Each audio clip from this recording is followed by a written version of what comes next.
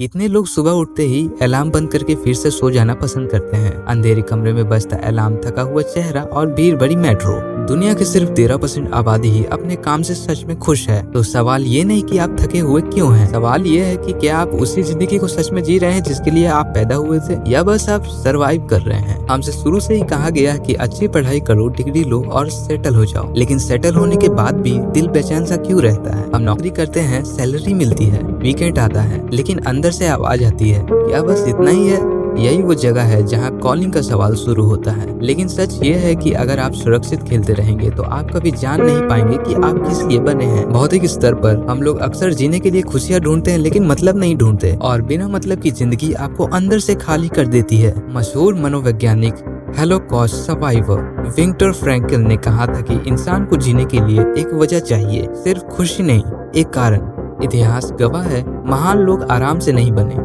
Steve jobs college छोड़ देते हैं, अपनी ही कंपनी से निकाल दिए जाते हैं, लेकिन रुकते नहीं हैं। उनका सफर एस्केलेटर नहीं था, बल्कि सीढ़ियां थी।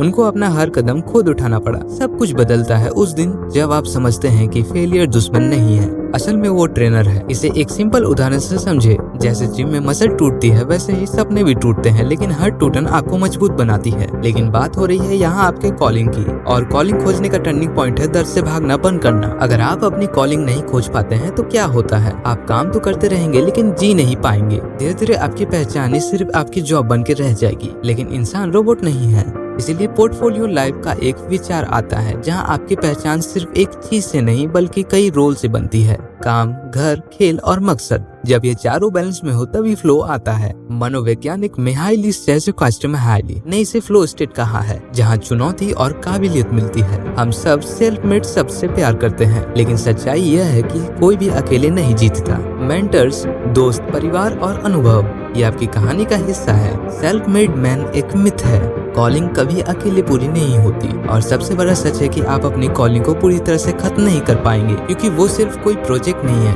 वो आपकी विरासत है।